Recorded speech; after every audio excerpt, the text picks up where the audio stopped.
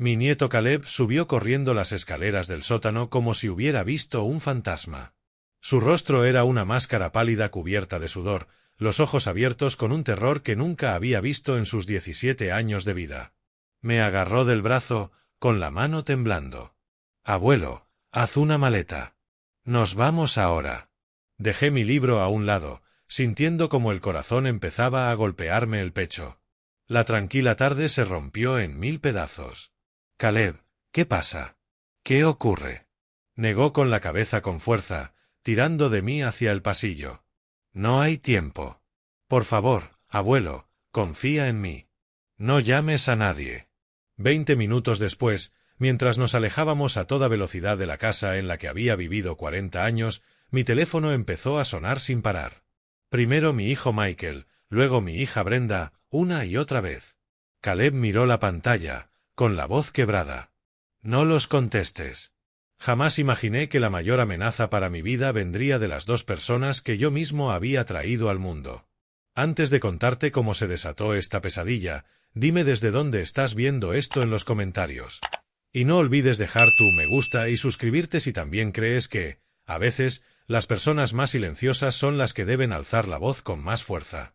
Una semana antes, aquella misma casa silenciosa se sentía menos como un refugio y más como una jaula dorada. Michael y Brenda habían llegado para su revisión semanal, un ritual que comenzó poco después de que mi esposa Clara falleciera hacía 2 años. Llegaban con bolsas de comida orgánica que nunca pedí y una nube sofocante de preocupación ensayada. Michael, un agente inmobiliario con una sonrisa tan pulida como sus zapatos italianos, me dio una palmada en el hombro. «Te ves bien, papá. Solo queremos asegurarnos de que te estás cuidando». Brenda, que había perfeccionado el papel de hija ejemplar, empezó a guardar col rizada y quinoa en mi nevera. Frunció el ceño con una preocupación perfectamente practicada. Estábamos pensando, «Papá, esta casa tan grande es mucho para una sola persona. El mantenimiento, las escaleras, es una carga». Me senté en mi sillón, el mismo que Clara y yo habíamos elegido juntos, y los escuché. Pasé 42 años como contador forense. Mi trabajo era encontrar la mentira escondida entre montañas de números, descubrir la historia que las hojas de cálculo intentaban ocultar. Y mientras mis hijos hablaban, cada instinto que había perfeccionado a lo largo de mi vida me gritaba que me estaban auditando. Sus palabras eran como columnas de cifras que no cuadraban.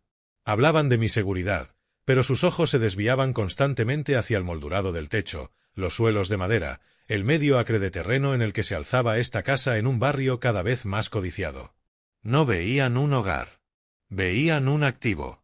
«Encontramos esta maravillosa comunidad de retiro, papá», dijo Michael sacando un folleto brillante de su maletín. «Atención de última generación, 24 horas. No tendrías que preocuparte por nada». Miré las fotos de ancianos sonrientes jugando al bingo y sentí un escalofrío. Parecía menos una comunidad y más un corral ajardinado. Clara había amado esta casa. Su memoria vivía en los rosales que plantó junto a la valla, en la marca desgastada del suelo de la cocina donde solía quedarse de pie, en el aire mismo que respiraba. Irme sería como asistir a un segundo funeral. Asentí sin comprometerme. «Lo pensaré». Sus sonrisas no alcanzaron los ojos. Sabían, igual que yo, que esa era solo la jugada inicial de un juego al que no quería jugar. En la siguiente visita, llevaron su estrategia al siguiente nivel. Brenda llegó con varias cajas blancas de plástico. «Es un sistema de casa inteligente, papá. Para tu seguridad». Antes de que pudiera protestar, Michael me sentó a la mesa con un montón de mi propio correo. «Mira, papá, dejaste pasar algunas facturas el mes pasado. Es comprensible. ¿Por qué no me dejas ocuparme de esto? Puedo configurar pagos automáticos desde tu cuenta. No tendrás que mover un dedo». Lo dijo como si fuera un acto de bondad, un hijo aliviando la carga de su padre envejecido. Pero mi mente, la mente de un contador forense, lo vio por lo que era, una solicitud de acceso, de control. No me ofrecía ayuda con mis finanzas, se ofrecía a manejarlas por completo. El sistema inteligente no era para mi seguridad. Era para vigilarme. Estaban construyendo un caso, ladrillo a ladrillo, para demostrar que ya no era competente, que debía ser gestionado, protegido y finalmente apartado de mi propia vida.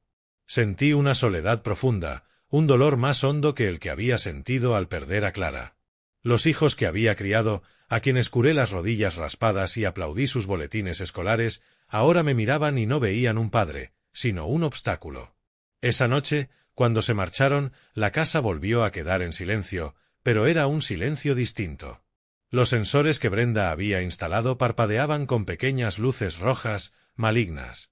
Me sentía un extraño en mi propio hogar, un fantasma dentro de la máquina de mi vida. Y supe, con una certeza que me heló los huesos, que el acto final se acercaba. Ese acto comenzó, como tantas tragedias, alrededor de una mesa. Era domingo. Michael, Brenda y Caleb habían venido para lo que se suponía sería una comida familiar tranquila. El aire estaba cargado de cosas no dichas. Michael giraba el vino en su copa y volvió al tema de la casa. El mercado está en su punto más alto, papá. Podríamos vender este lugar por una fortuna. Conseguirte algo cómodo, y el resto sería un buen fondo para toda la familia. Brenda añadió. Y piensa, papá, nada de preocuparte por el jardín o por esa gotera en el baño de invitados. Solo tranquilidad. Era una emboscada disfrazada de buenos consejos. Miré a Caleb. Estaba absorto en su teléfono, pasando el dedo por la pantalla sin ganas, completamente desconectado. Odiaba esas conversaciones tanto como yo. De pronto levantó la mirada. El wifi va lentísimo aquí abajo. Voy a revisar el router en el sótano, a ver si puedo reiniciarlo. Se levantó agradecido por la excusa. Lo vi irse, sin saber que mi nieto de 17 años estaba a punto de descubrir el corazón de la conspiración en mi contra. El sótano era mi territorio. Un archivo polvoriento de una vida bien vivida, viejos registros de impuestos, las herramientas de jardinería de Clara, cajas con dibujos de la infancia de Caleb. Estaba desordenado, pero era mi orden. Caleb encontró el router principal sin problema, pero al estirar la mano para desenchufarlo, notó otra cosa. Escondido tras un archivador viejo, conectado directamente a una caja de conexión, había un pequeño dispositivo negro, sin marca. No tenía nombre de fabricante ni etiqueta de certificación, solo una luz azul que parpadeaba lentamente. Su curiosidad, esa que solo un adolescente amante de la tecnología puede tener, se despertó. Aquello no formaba parte del sistema habitual de Internet. Sacó su teléfono y ejecutó una aplicación de escaneo de redes. A los pocos segundos, apareció una lista de redes disponibles. Y allí estaba, una red oculta, con una señal potente. Ejecutó una sencilla herramienta de descifrado. La red tenía contraseña, pero el propio nombre de la clave era una muestra de arrogancia, Vance Legacy 2025. La escribió. Acceso concedido. Apareció una pantalla de inicio de sesión. Parecía la interfaz de un sistema de seguridad comercial. Probó otra contraseña, el nombre del primer perro de su padre, un dato que había oído años atrás. ¡Bingo! Y entonces la sangre se le heló. La pantalla se llenó con una docena de transmisiones en vivo. El salón, filmado desde el reloj de la chimenea, la cocina, desde un diminuto lente en el detector de humo, mi despacho, incluso mi dormitorio. Todo grabado, todo transmitido. Sintió una oleada de náusea. Pero lo peor vino después. Hizo clic en una carpeta llamada Grabaciones. Dentro había cientos de archivos de audio con fecha y hora, cada llamada telefónica que había hecho, cada conversación dentro de mi casa. Todo grabado. Y luego vio la carpeta final. Se llamaba Proyecto Elías. La abrió. Dentro había clips de vídeo editados, uno donde yo intentaba recordar el nombre de un actor, cortado para hacerme parecer confundido y senil, otro, donde bromeaba por haber perdido las llaves, presentado como prueba de demencia. Era un montaje cruel y meticuloso, una cinta de incompetencia fabricada. Y luego, el archivo final, un documento PDF. El título me miraba desde la pantalla, frío y legalista. Petición de tutela de emergencia de Elías Vance. Era una solicitud redactada por el abogado de mi hijo, llena de informes médicos falsos de un doctor que nunca había conocido. Todo diseñado para demostrar que yo era incapaz de manejar mis propios asuntos. Era un golpe de estado. Un intento de arrebatarme mi vida. La vida de su abuelo. Ni siquiera cerró el portátil. Lo dejó caer y corrió escaleras arriba, sus pasos resonando como una alarma desesperada. La guerra por el alma de su abuelo acababa de comenzar. La habitación del motel olía a tabaco rancio y a limpiador con aroma a pino. Estábamos a más de 160 kilómetros de casa, pero me sentía a 1.000.000 de kilómetros de la vida que conocía. Allí éramos anónimos, solo un anciano y su nieto en un viaje sin destino. Caleb tenía el portátil abierto sobre la mesa barata. La pantalla proyectaba una luz azul enfermiza sobre su rostro, revelando el miedo que aún se escondía en sus ojos. No dijo nada. Solo giró el ordenador hacia mí. Y yo miré al abismo. Me vi a mí mismo en la pantalla. Era yo, pero no era yo. Era el personaje que mis hijos habían creado, un viejo débil, digno de lástima, y luego de ser desechado. Me vi en la cocina, grabado desde un ángulo obsceno encima del refrigerador, intentando recordar el nombre de una actriz de una película antigua. Me vi chasquear los dedos, reírme de mi olvido y seguir. Pero el clip que Caleb me mostró era distinto. Habían eliminado mi risa, repetido el momento de duda, añadido un zumbido de fondo sutil que me hacía parecer desorientado. Era monstruoso. Recordé aquel instante. Michael estaba allí. Está en la punta de tu lengua, papá, me dijo con paciencia fingida, mientras su cámara oculta grababa la evidencia de mi supuesta decadencia. Y entonces un recuerdo punzante volvió a mí. Michael, con 10 años, en la misma cocina. Había roto un pájaro de cerámica, uno de los favoritos de Clara. Su rostro era una máscara de miedo, esperando un grito. Yo me arrodillé, puse los trozos en sus pequeñas manos y le dije: «En esta familia no escondemos nuestros errores, hijo. Los enfrentamos. La honestidad es la base sobre la que se construye todo». Lloró, no de miedo, sino de alivio. Lo abracé y le dije que nada estaba tan roto que la verdad no pudiera arreglarlo. Y ahora ese mismo niño, ya hombre, usaba mentiras para destruirme. La hipocresía me golpeó como un puñetazo en el pecho. Caleb abrió otro archivo. Esta vez era de audio. La voz era de Brenda, dulce y empalagosa, hablando por teléfono. «Ya no está del todo ahí», decía, con un suspiro ensayado de tristeza. «Tenemos que hacer lo mejor para él. Se confunde con las finanzas, olvida sus medicinas. Es una tragedia, pero tenemos que ser responsables ahora». Sentí como mis manos se cerraban en puños. Jamás, ni una sola vez, había olvidado mis medicinas. Mis finanzas estaban más organizadas que toda su vida. Era una actuación, una mentira dicha con tanta suavidad que casi resultaba creíble.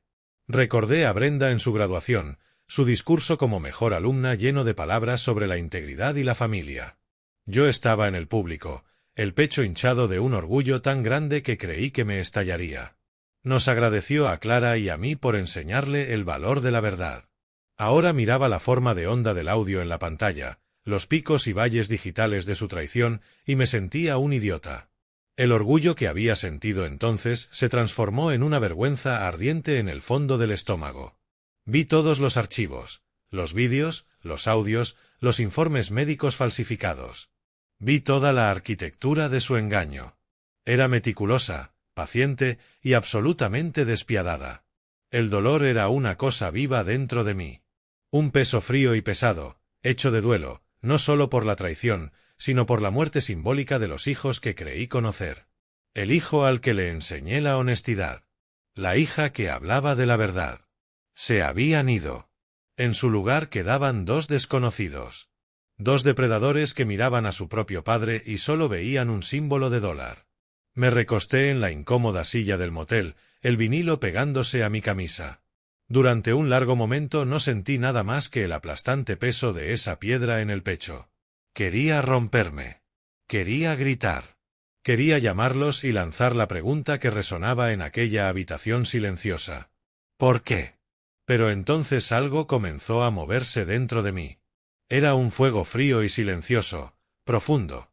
El dolor seguía ahí, pero empezaba a cristalizar, endureciéndose, convirtiéndose en un filo de claridad helada. El padre dentro de mí estaba de luto. Pero el contador forense estaba despertando. Durante 42 años había perseguido la verdad entre el caos de los números. Había enfrentado a criminales corporativos que escondían sus pecados entre balances y cuentas en paraísos fiscales. Y había aprendido algo. Todo crimen, por ingenioso que sea, deja un rastro. Toda mentira tiene una señal. Mis hijos, en su arrogancia, creyeron ser más inteligentes que yo. Pensaron que era solo su viejo padre sentimental. Habían olvidado quién era. Habían olvidado a que me dediqué toda mi vida. Miré de nuevo la pantalla del portátil. Las grabaciones, los audios, los documentos falsos. Ya no era una tragedia familiar. Era una escena del crimen. Un balance que no cuadraba. Y yo era el único que sabía cómo auditarlo. Miré a Caleb, que me observaba con una mezcla de miedo y preocupación. En sus ojos vi reflejado a un hombre distinto. No a una víctima ni a un anciano roto. Vi a un investigador. Cometieron un error, dije con voz firme, sin el temblor emocional que me había ahogado minutos antes. Un error muy, muy grande. Caleb se inclinó hacia adelante. ¿Qué error? Le señalé la pantalla. Creyeron que esto era un asunto de familia, respondí. El fuego frío ardía ahora con fuerza. Pero lo que han hecho es declarar la guerra a un hombre que sabe leer las pruebas. Y dejaron un rastro digital de kilómetros. Me levanté. El cansancio desapareció, reemplazado por una energía que no sentía desde hacía años. La transformación se había completado. El padre se hizo a un lado. El contador tomó el mando. Cerré el portátil. La oscuridad repentina en la habitación fue como un punto final. El fin de un capítulo y el comienzo de otro. Me giré hacia Caleb. El miedo seguía en su rostro, pero mezclado con confusión y una súplica muda. Esperaba que yo le dijera qué hacer, cómo darle sentido a lo absurdo. Y no iba a fallarle. Mi voz, cuando hablé, ya no era la de un abuelo. Era la voz que usaba en las salas de juntas y en los juicios. Serena. Precisa. Sin espacio para la duda. Primero lo primero, dije, levantando un dedo como si marcara un punto en el aire. A partir de ahora, operamos bajo un nuevo conjunto de protocolos. Protocolo 1. Somos fantasmas. Tu teléfono. Dámelo. Caleb rebuscó en su bolsillo y me entregó su móvil. Saqué el mío. Caminé hasta el fregadero, abrí el grifo y lo sostuve bajo el agua corriente hasta que ambas pantallas se apagaron para siempre. Caleb dejó escapar un sonido ahogado. Pero, mis fotos, todo. Lo miré, implacable. Todo lo que hay en ese teléfono es un rastreador, ubicación, contactos, datos. Es una carga que no podemos permitirnos. Considéralo la primera baja de esta guerra. Me sequé las manos con una toalla áspera del motel. Protocolo 2. Establecer comunicaciones seguras. Mañana por la mañana iremos a un Walmart en el pueblo siguiente. Pagaremos en efectivo por 2 teléfonos prepago. Nunca los usaremos desde este lugar. Nunca llamaremos a un número que ambos conozcamos. Desde este momento, cada huella digital nuestra debe ser deliberada e imposible de rastrear. Vi un destello de comprensión en los ojos de Caleb. Ese era su terreno. Tecnología, redes. Comenzaba a entender el tablero del juego. Protocolo 3. Continué, caminando por la habitación como un general en su tienda de campaña. Evidencia. ¿Guardaste una copia de todo lo que encontraste? Sí, abuelo, respondió Caleb con rapidez. Está en este portátil. No está conectado a ninguna nube. Bien, dije. Pero no es suficiente. Necesitamos copias de respaldo fuera de línea. Compraremos unidades USB cifradas. Haremos 3 copias de cada archivo. Una se quedará conmigo, otra contigo y la tercera será nuestra póliza de seguro. La enviaremos por correo a un lugar que te diré después. Si lograron instalar una red de vigilancia tan sofisticada en mi casa, debemos asumir que también infectaron mis ordenadores personales. Este portátil es ahora el único dispositivo confiable. Me detuve y lo miré fijamente. Protocolo 4. y este es el más importante, cortamos todo contacto. Michael, Brenda, tu madre, tu padre, tus amigos, nadie. Ni un mensaje, ni una llamada, ni una publicación. Para el mundo entero, Elías y Caleb Vance han desaparecido. Su pánico será nuestro escudo. Cometerán errores. Ellos harán ruido, y nosotros seremos silencio. Nos mantendremos disciplinados. Los dejaremos agitarse en la oscuridad que ellos mismos crearon, mientras nosotros nos movemos con propósito en la luz. ¿Me entiendes? Caleb tragó saliva, pero sostuvo la mirada. El chico que había subido corriendo las escaleras aterrorizado ya no estaba. En su lugar había un joven soldado recibiendo órdenes. Asintió con firmeza. Entiendo, abuelo. La palabra abuelo sonó diferente. Ya no era solo cariño. Era lealtad. Él comprendía lo que estaba haciendo. Tomaba su caos emocional y lo convertía en un sistema. Un balance. De un lado, su engaño. Del otro, nuestra respuesta. Y yo no descansaría hasta que los números cuadraran. El camino por delante era oscuro e incierto. Pero por primera vez desde que comenzó esta pesadilla, tenía un plan. Y para un hombre como yo, un plan lo es todo. Era la primera arma en una batalla que ellos ni siquiera sabían que acababa de empezar. A la mañana siguiente, condujimos unos 48 kilómetros hacia el este, hasta otro pueblo donde nadie nos conocía. El Walmart era un universo de luces fluorescentes y consumismo. Entramos, pagamos en efectivo 2 de los teléfonos más baratos, un paquete de memorias USB cifradas y un cambio de ropa. Activamos los móviles en el aparcamiento, usando un nombre falso y la dirección de una biblioteca a más de 1600 kilómetros. Todo el proceso se sintió clandestino, como una escena de espías en una película en la que yo era demasiado viejo para actuar. Pero esa era ahora mi nueva realidad. De vuelta en otro motel anónimo, respiré hondo y marqué un número que conocía de memoria. Sonó 2 veces. Una voz firme y alerta respondió. García. No hubo saludo ni introducción, solo su nombre, directo como un disparo. David, soy Elías Vance, dije. Hubo una pausa, pero no de duda, sino de atención concentrada. Elías, ha pasado tiempo. Supongo que no llamas para hablar del clima. Me permití una sonrisa seca. David García había sido el investigador principal de informática forense en el caso Alistair Finch, el más grande de mi carrera. Yo había encontrado el hilo de una mentira en las cuentas de una empresa de miles de millones, y David lo había tirado hasta desentrañar todo su imperio digital. Pasamos 6 meses en una habitación sin ventanas, alimentados por café malo y una obsesión compartida por la verdad. Entre nosotros se había forjado un vínculo más fuerte que la amistad, el respeto profesional absoluto. Estoy cobrando aquel favor, David, le dije. El del caso Finch. Su voz perdió toda informalidad. Se volvió acero profesional. Tú no tienes que cobrar favores, Elías. Solo tienes que pedirlos. ¿Qué necesitas? Le resumí todo, con precisión quirúrgica. Vigilancia ilegal, cámaras ocultas, micrófonos, una red cifrada, vídeos editados, una petición de tutela fraudulenta.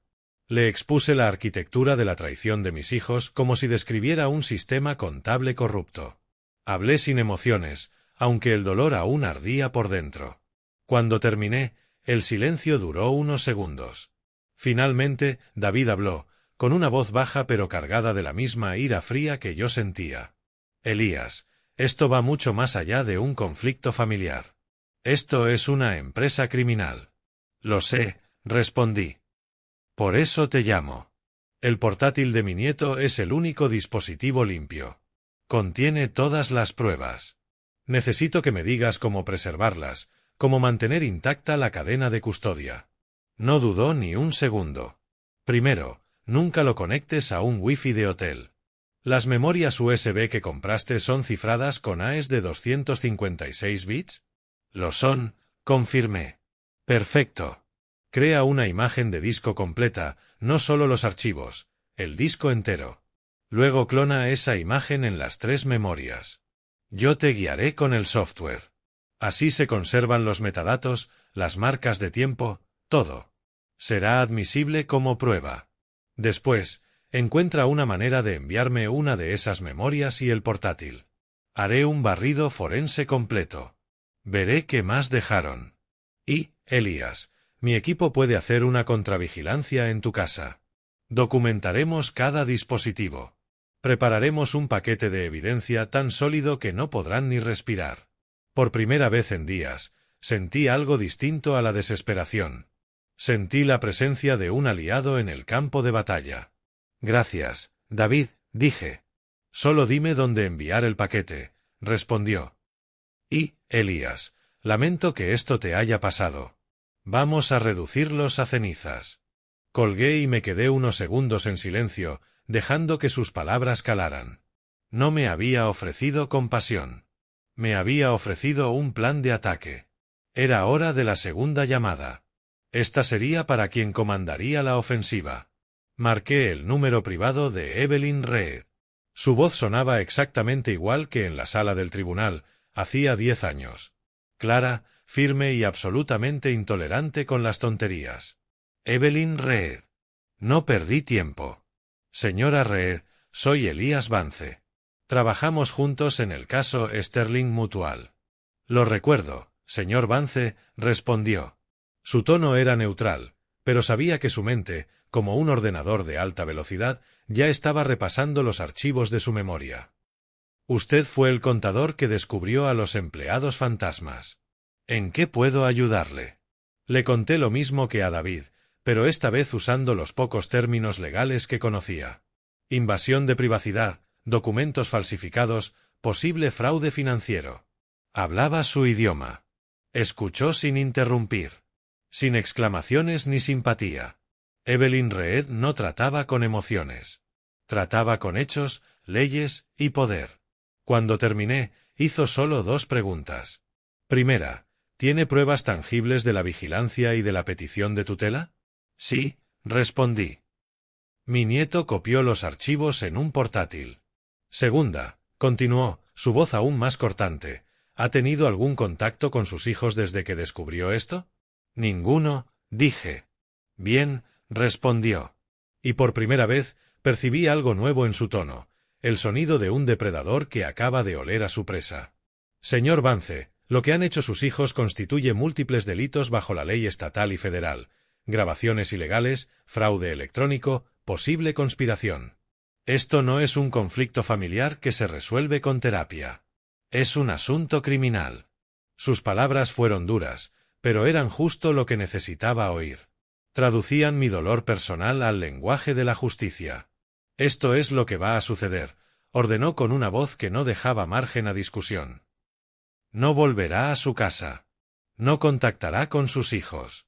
Seguirá al pie de la letra las instrucciones de su experto en ciberseguridad sobre las pruebas. Quiero una de las memorias cifradas que él está preparando. Envíemela a mi despacho por mensajería. Presentaré una orden de restricción de emergencia contra Michael y Brenda, impidiéndoles acceder a su propiedad, sus cuentas o comunicarse con usted. También contactaré con su abogado para informarle que sus clientes han incurrido en delitos graves y que debería recomendarles contratar defensa penal. Ya no estamos defendiendo, señor Vance, dijo. A partir de este momento, estamos atacando. Sentí como un peso se levantaba de mis hombros, un peso que ni siquiera sabía que cargaba. El caos de las últimas 24 horas se estaba transformando en un arma. El miedo se convertía en estrategia. Ya no era solo un padre huyendo. Era un cliente. Y acababa de soltar a un tiburón en las aguas que mis hijos creían su piscina privada. Gracias, señora Reed, dije, con una gratitud que iba más allá de las palabras. No me agradezca, señor Vance, respondió con firmeza. Solo déjeme hacer mi trabajo. Unos días después, estábamos en un pequeño apartamento amueblado, a 2 estados de distancia. Pagado en efectivo por un mes. Era frío, impersonal, pero seguro. Nuestro nuevo cuartel general. Un correo cifrado llegó desde David García, en un portátil que nos había enviado por mensajero. La línea de asunto tenía una sola palabra: informe. Lo abrí. Era un documento técnico detallado, pero también una historia. Y mientras leía y veía las fotos con marcas de tiempo, mi mente dibujaba la escena. La vi como si estuviera allí, un silencio tenso, una mañana gris. Una furgoneta sin distintivos se detiene frente a mi casa. 2 hombres bajan. No llevan uniformes. Parecen técnicos de cable o empleados de servicios públicos, con vaqueros y polos lisos. Sus rostros, anónimos. Pero los maletines que cargan contienen algo mucho más sofisticado que simples herramientas. Usan la llave que le di a David. La puerta se abre sin ruido. Están dentro de mi vida. El primero, el líder del equipo, saca un dispositivo parecido a una tableta grande. Es un analizador de espectro RF. Comienza un barrido metódico por la planta baja. Puedo imaginar el suave clic rítmico mientras busca las frecuencias ilegales, los susurros electrónicos de los transmisores ocultos. En la pantalla, una línea irregular se dispara. Una señal que no pertenece ni al wifi, ni al teléfono inalámbrico, ni a ningún aparato doméstico. Es un parásito. El dispositivo lo guía hasta el salón, hacia el viejo reloj de repisa que yo había heredado de mi abuela, un lugar de honor, guardián de recuerdos. El segundo técnico abre su maletín. Trabaja con la eficacia silenciosa de un cirujano. Usa un detector no lineal de uniones, una varilla que pasa por el cuerpo de madera del reloj. Emite pitidos suaves, confirma un circuito electrónico oculto dentro. Retira con cuidado el panel trasero y ahí está, encajada entre los engranajes y las campanas, una diminuta lente de cámara no más grande que la cabeza de un alfiler. Está alimentada directamente por la corriente del propio reloj. Ingenioso. Mi hijo Michael había insistido en que el reloj fuera limpiado y puesto a punto por profesionales hace unos meses. Un regalo, lo llamó. Ahora veo la fotografía en el informe de David, las entrañas del reloj expuestas y ese ojo negro y maligno de la cámara mirando hacia afuera. Me observaban desde dentro de mis propios recuerdos. El técnico no lo toca. Lo fotografía desde todos los ángulos, le pone una pequeña etiqueta de evidencia y vuelve a cerrar el panel. El objetivo no es desactivar, el objetivo es documentar. Se mueven a la cocina. Otro pico de RF. Este viene del techo. El jefe del equipo señala el detector de humo justo encima de la mesa donde me sentaba cada mañana a leer el periódico. El segundo saca una pequeña cámara endoscópica flexible y la introduce por la ranura de ventilación del detector. En la pantalla que lleva en la muñeca aparece una imagen, otra placa, otra minúscula lente colocada para una vista panorámica perfecta de la habitación donde comía, donde hablaba por teléfono, donde vivía mis momentos callados y sin defensas. Brenda había instalado detectores de humo nuevos por toda la casa 6 meses atrás. Por tu seguridad, papá, gorjeó. La ironía pesa como plomo. Convirtieron una herramienta de seguridad en un arma de traición. Fotografiar. Documentar. Etiquetar. El barrido continúa, un ballet silencioso y meticuloso de tecnología y oficio. Usan cámaras térmicas para encontrar las leves firmas de calor de adaptadores escondidos tras estanterías y dentro de enchufes. Encuentran un micrófono, una pequeña astilla gris pegada bajo mi escritorio en el despacho, el mismo escritorio donde les ayudaba con los deberes cuando eran niños. Encuentran otra cámara en el televisor, su lente oculta en el sensor infrarrojo. Me miraban mientras yo miraba el mundo. Mi casa, mi santuario, se revela como un escenario carcelario. Cada habitación, un set. Y yo, el actor ignorante en una tragedia que ellos dirigían. La última habitación es mi dormitorio, mi último espacio privado, el lugar que compartí con Clara durante 4 décadas. El equipo trabaja aquí con una especie de reverencia. La cámara térmica detecta un leve punto de calor en el despertador digital de mi mesilla, uno nuevo que Michael me regaló por mi cumpleaños. El tuyo ya se veía viejo, papá, me dijo. Lo desmontan con cuidado. El informe muestra una foto del interior, no es solo un reloj. Casi todo el espacio lo ocupa una cámara, un micrófono y una tarjeta SD. Lo grababa todo. Cada noche intranquila, cada suspiro íntimo, cada momento de vulnerabilidad. Era la invasión definitiva, una profanación. Un acto de crueldad tan profundamente íntima que me dejó sin aliento. No solo querían mi casa y mi dinero. Querían mi dignidad. Querían poseer hasta el último pedazo de mí antes de desechar el resto. Los técnicos documentan esta violación final con la misma frialdad profesional que las anteriores. Guardan el reloj en una bolsa, lo etiquetan y lo colocan en el maletín. Cierro el archivo en el portátil. El informe ha terminado. El equipo de David encontró un total de 12 dispositivos. 12 víboras anidando en el corazón de mi hogar. El amor de mis hijos, convertido en arma. Su preocupación, una mentira. No siento la ira ardiente que esperaba. Ya no. Eso se consumió en la habitación del motel. Lo que siento ahora es una certeza fría y dura, la certeza de un contador forense que acaba de revisar la prueba final e innegable de un fraude masivo.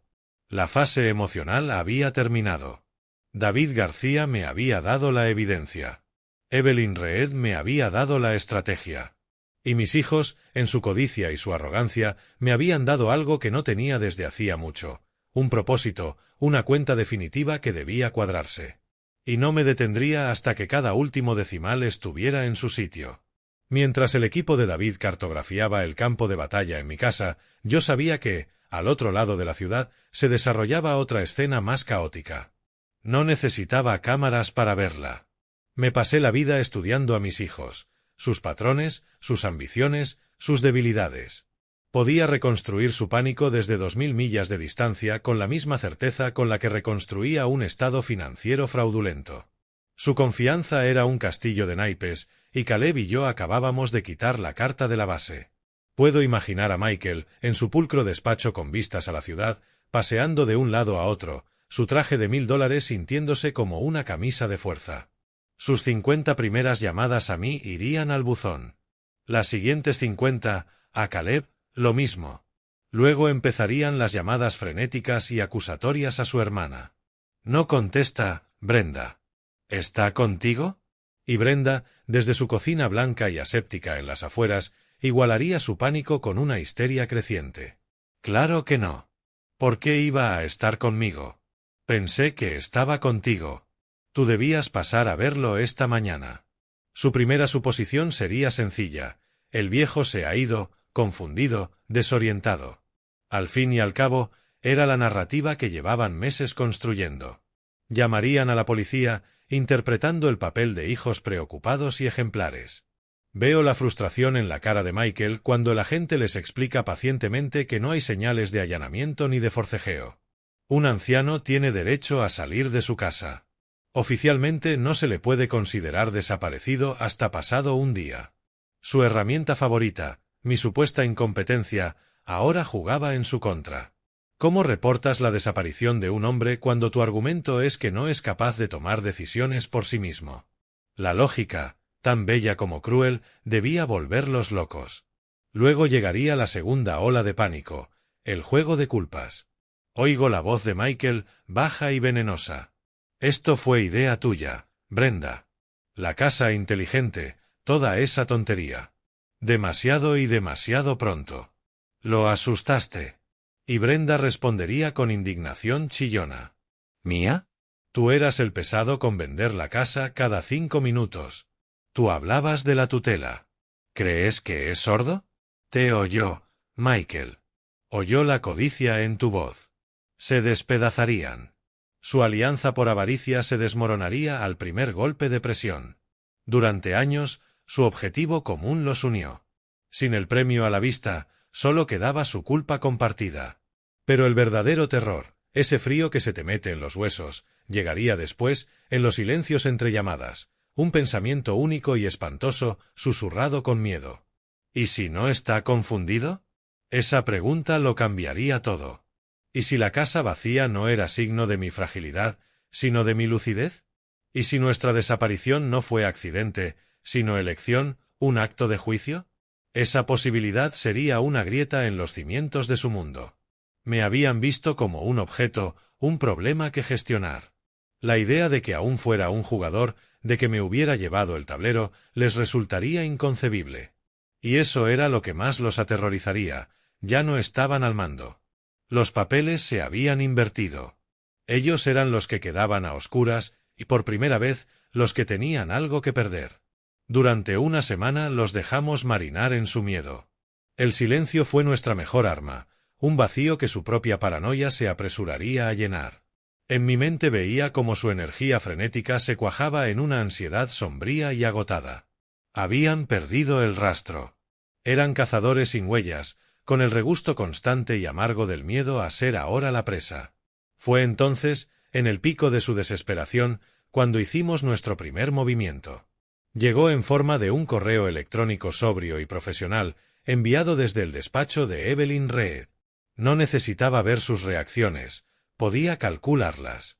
Veo a Brenda en su cocina inundada de sol, deslizando el dedo por el móvil cuando llega el correo. El nombre de la remitente, Evelyn Reed, le cae al estómago como una piedra. Su primer pensamiento, un latigazo de pavor puro. Una demanda. Papá contrató abogada. Está contraatacando. La mano le tiembla mientras llama a Michael, la voz echa un susurro de pánico. Michael, tenemos un problema. Uno grande. Se ha buscado una abogada. Y veo a Michael, en su oficina acristalada, abriendo el mismo correo en su ordenador. Sentiría el mismo sobresalto, ese frío agarre de la consecuencia. Pero a medida que lee las palabras, su miedo se tornaría en otra cosa, confusión y luego un lento y triunfante alivio. El correo no era agresivo. No era una declaración de guerra. Era lo contrario. Hablaba de mi deseo de hallar una solución amistosa, solicitaba su presencia en una reunión para discutir el futuro del patrimonio Vance y facilitar una transición ordenada de activos. La más hermosa rendición profesional que había visto jamás. La llamada entre ellos, después, sería una clase magistral de autoengaño. Brenda, aliviada, con emoción fingida. Menos mal, Michael. Ha entrado en razón. Por fin entiende que solo queríamos lo mejor para él. El pobre debía de estar tan asustado y confundido. Ya reescribía la historia, la hija amorosa que esperó con paciencia a que su padre confundido entrara en razón. El alivio de Michael iría vestido de arrogancia. Casi puedo oír su risita condescendiente. ¿Ves? Te lo dije. No le quedaban cartas. Huir fue un farol, un último movimiento desesperado, y se rindió. Claro que sí. Es un viejo, Brenda. Se cansó y se asustó. Interpretaría la intervención de la abogada como señal de mi debilidad, una formalidad para gestionar el papeleo de mi capitulación. Esa tal Evelyn Reed será una abogadacilla de herencias, diría, henchido de confianza. Está para poner los puntitos sobre las íes. Iremos, escucharemos sus términos y firmaremos. Ya está. Hemos ganado. Colgarían flotando en euforia compartida. Su breve periodo de miedo les parecería un recuerdo distante. La codicia, eclipsada un instante por el pánico, volvería rugiendo con más fuerza. Volverían a planear la venta de la casa, el reparto de los bienes. Caminarían durante los próximos días con una sonrisa autosatisfecha, convencidos de su brillantez, los hijos listos y hábiles que gestionaron una situación familiar difícil. Habían superado a su propio padre. No tenían idea de que ese correo no era una bandera blanca, sino la luz amable en la frente de un pez pescador, atrayéndolos hacia la oscuridad donde la trampa, con hileras de dientes legales afilados, esperaba, silenciosa, para cerrarse. El despacho de Evelyn Reed no estaba en un rascacielos llamativo del centro. Ocupaba un histórico brownstone en una calle arbolada y tranquila, un edificio que irradiaba un poder antiguo que hacía que los rascacielos parecieran baratos y temporales. Dentro olía a aceite de limón, cuero viejo y dinero tan viejo que ya se había olvidado de presumir. El silencio era absoluto, roto solo por el clic suave del teclado de la recepcionista. Era un lugar donde las fortunas se desmontaban y los imperios se arrodillaban, todo de forma civilizada y aterradoramente silenciosa. Michael y Brenda entraron con su propio abogado, un tal Alan, un paso por detrás.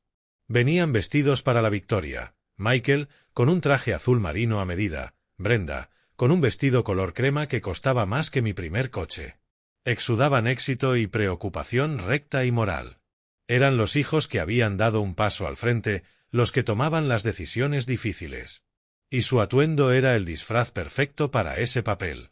Alan era un competente abogado corporativo, diestro en contratos y fusiones. Un tiburón en su estanque, a punto de descubrir que el despacho de Evelyn Reed era mar abierto. «Tenemos cita con la señora Reed», anunció Michael a la recepcionista. Su voz resonó levemente en el vestíbulo de mármol. Sobre el patrimonio Vance. La recepcionista, una mujer de cabello plateado y una calma inquietante, asintió. «La señora Reed les espera. Tomen asiento. Enseguida los atenderá». Señaló una zona con butacas de cuero que parecían llevar allí desde la Guerra de Secesión. Al sentarse, la confianza que los había mantenido a flote toda la semana empezó a sentirse delgada. La riqueza sin disculpas del lugar imponía. Las paredes estaban cubiertas de óleos originales, no el arte corporativo insípido al que estaban acostumbrados. En una esquina, un reloj de péndulo, muy parecido al mío, marcaba el tiempo. Su campanada grave era un latido sereno y sin prisa. Era una sala que te hacía sentir pequeño y efímero. «Vaya montaje», murmuró Alan, mirando alrededor. «Un poco teatral, si me preguntas». Michael bufó, intentando recuperar pie. «Táctica de negociación. Humo y espejos para justificar honorarios astronómicos». «Tranquilo, Alan. Aquí llevamos el volante nosotros». Brenda alisó su vestido, un destello de inquietud en los ojos. «¿Dónde está papá? Creí que vendría». Michael hizo un gesto desdeñoso. «Estará demasiado avergonzado para darnos la cara. O quizás esta Reed le dijo que no viniera. Más fácil gestionar la rendición sin que se ponga sentimental». «Está bien. Mejor así, más limpio». Alan asintió, aunque menos convencido. Aún así, preferiría tenerlo presente. Es inusual que el principal en una negociación así esté ausente. «Bueno, toda esta situación es inusual», dijo Brenda, con la voz un poco demasiado alegre. «Solo hay que terminar con esto, por su propio bien». La voz de la recepcionista cortó la conversación, suave y afilada como vidrio. «La señora Reed los recibirá ahora». Los condujo por un pasillo largo y silencioso. La alfombra persa amortiguaba sus pasos. La puerta de la sala de reuniones era de caoba oscura y pesada. La recepcionista la abrió y se hizo a un lado. La mesa de conferencias, enorme y pulida como un espejo, dominaba la estancia. Ventanales del suelo al techo daban a un jardín privado y perfectamente cuidado. El aire era fresco y quieto. Y, al fondo, sentada sola, Evelyn Reed. Una mujer de 60 y tantos, ojos inteligentes y afilados, y una postura que irradiaba autoridad absoluta. No sonreía. «Señor Vance, señora Vance, señor Croft», dijo con voz serena y pareja. Señaló las sillas frente a ella. «Por favor, siéntense». Se sentaron. Las sillas pesaban y el silencio parecía presionarlos. Michael carraspeó, listo para tomar el control como había planeado. «Señora Reed, gracias por organizar esto. Como sabe, estamos aquí para hablar del futuro de nuestro padre. Estamos muy preocupados por él y nos alegra que, por fin, esté dispuesto a aceptar nuestra ayuda». Evelyn entrelazó las manos sobre la mesa. Miró a Michael y luego a Brenda, deteniéndose un segundo más de lo cómodo, una mirada que parecía hacer su propia auditoría forense, atravesando la ropa cara y los discursos ensayados. La confianza con la que habían entrado ya era un recuerdo remoto. La sala estaba demasiado silenciosa. La mujer frente a ellos, demasiado inmóvil. Y mi silla, esa en la que esperaban verme sentado, estaba vacía. El vacío era una presencia. Un signo de interrogación silencioso flotando en el aire. La trampa estaba tendida. La puerta, cerrada. Y ellos apenas empezaban a comprender que no habían entrado a una negociación. Habían entrado para escuchar un veredicto. Evelyn Reed y yo habíamos planeado ese momento con la precisión de una operación militar. Su papel era ser el objeto inamovible, el muro de granito silencioso contra el que se estrellarían sus mentiras. «Déjalos hablar primero, Elías», me dijo en una de nuestras llamadas seguras. «Que construyan su propia jaula, barrotes uno a uno. Es mucho más satisfactorio cuando cierras la puerta». Y así, desde la quietud de mi apartamento temporal, imaginé la escena desarrollándose. Cada palabra, cada gesto, exactamente como habíamos previsto. Veía a su abogado, Alan, ordenando sus papeles, un hombre absolutamente confiado en una batalla que no sabía que ya tenía perdida. Empezaría con solemnidad ensayada, la voz suave y razonable. Señora Reed, diría, mis clientes, Michael y Brenda Vance, están hoy aquí con el corazón encogido. Este no es un paso que ningún hijo quiera dar. Veo a Michael y a Brenda entrar en escena, sus rostros modelos de dolor contenido. Brenda, con un pañuelo en la mano, secándose un ojo perfectamente seco. Michael, mirando la mesa pulida, la estampa misma del hijo cargado con un deber terrible pero necesario. Una hermosa interpretación, digna del teatro. En los últimos meses, continuaría Alan, cambiando a un tono de preocupación clínica, Michael y Brenda han observado un deterioro cognitivo significativo y alarmante en su padre. Ha habido episodios de pérdida de memoria, confusión respecto a asuntos financieros y una incapacidad general para manejar las tareas diarias del hogar y su salud. Hablaría como si yo no fuera un hombre, sino una empresa en quiebra que necesita reestructuración. Usaría palabras como gestión proactiva y mitigar riesgos futuros, frases estériles, sin sangre, diseñadas para quitar humanidad al acto de despojarme de mi propia vida. Seguiría construyendo su caso sobre una base de mentiras. Han hecho todo lo posible por ayudar, diría, señalándolos, y ellos asentirían con tristeza. Le ofrecieron apoyo con las finanzas, modernizar la casa por su seguridad. Pero el señor Vance se ha vuelto cada vez más reacio, incluso paranoico. Su reciente desaparición es, francamente, la confirmación definitiva de nuestros temores. Es un peligro para sí mismo. Y, mientras tanto, veo a Evelyn Reed. No interrumpe. No toma notas. No se mueve en la silla. Simplemente los observa, con las manos entrelazadas sobre la mesa y el gesto neutro. Su silencio sería un arma mucho más potente que cualquier argumento, un vacío desconcertante. Alan, acostumbrado al toma y daca de las negociaciones corporativas, sentiría la necesidad creciente de llenarlo. Hablaría más, daría más detalles, se explicaría en exceso, cavando más hondo con cada palabra. Estaría presentando su caso ante una jueza que ya había leído el veredicto final. Y mis hijos, mis brillantes y necios hijos, sentados a su lado, convencidos de que el sonido de sus mentiras era el sonido de una victoria inevitable. Cuando por fin la voz de Alan se apagara, el silencio que había intentado sofocar volvería a la sala, aún más pesado. Evelyn dejó que colgara unos segundos, un peso tangible. No miró a Alan. Sus ojos estaban fijos en mis hijos. Cuando habló, su voz no fue alta, pero cortó el aire con la precisión helada de un bisturí. Gracias por ese relato, señor Croft, dijo, sin rastro de emoción. Ha sido exhaustivo.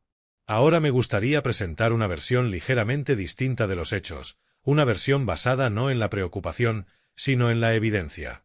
Tomó un pequeño control remoto y señaló una pantalla discreta en la pared que Michael y Brenda ni siquiera habían notado.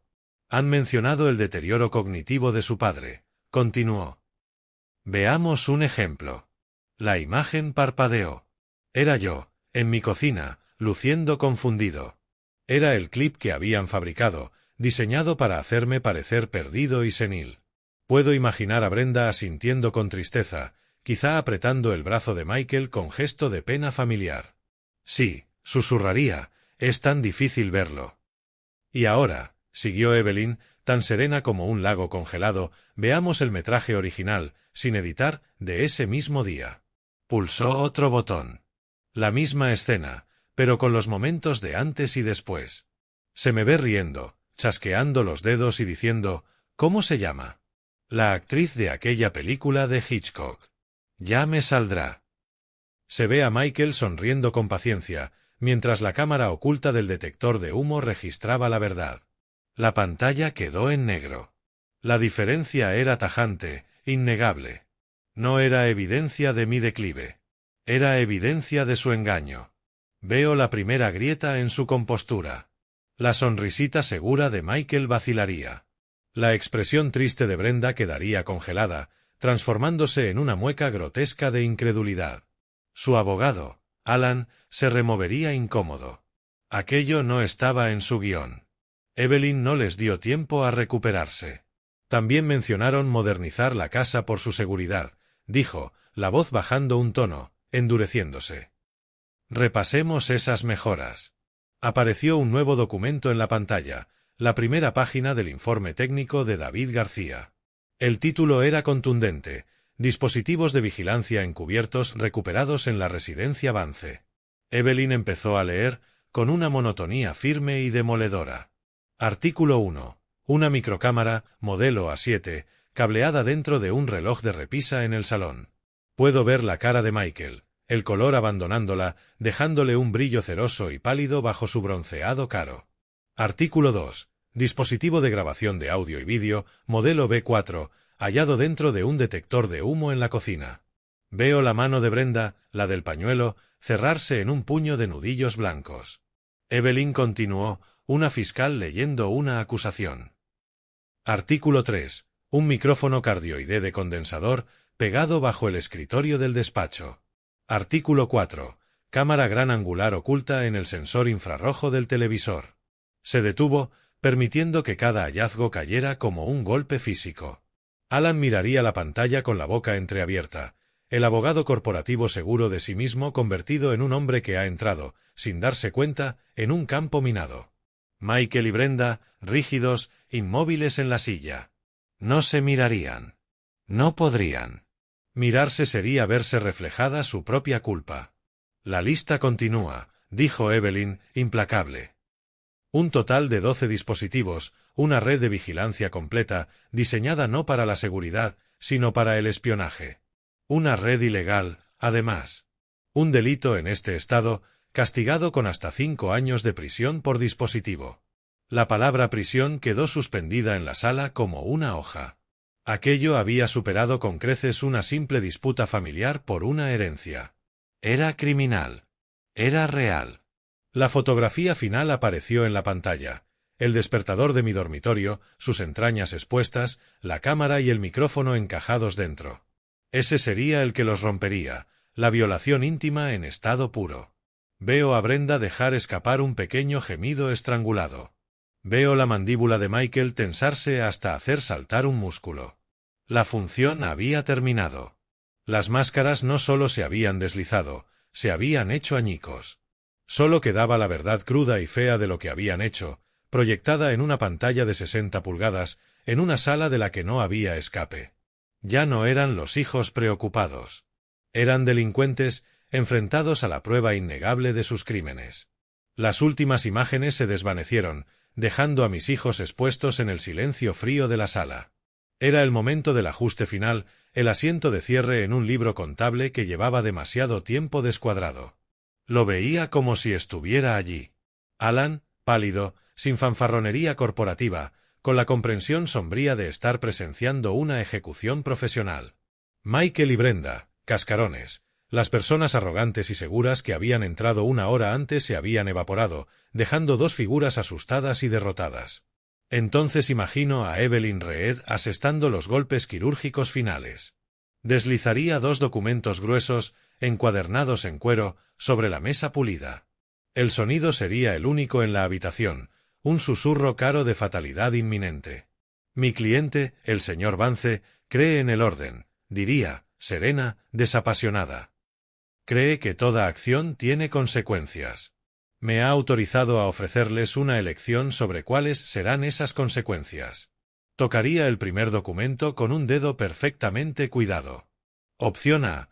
Damos por terminada esta reunión ahora mismo. Mi asociado llevará estos archivos, incluido el testimonio jurado de los técnicos y una auditoría forense completa de los fondos malversados, directamente a la Fiscalía. Ustedes, Michael y Brenda, serán acusados de múltiples delitos: escuchas ilegales, conspiración para cometer fraude, abuso financiero a un anciano. Serán detenidos. Quedará en el registro público y, con toda probabilidad, irán a prisión. Dejaría que las palabras se asentaran, cada una como una piedra cayendo en un pozo oscuro. Sus bienes serán congelados.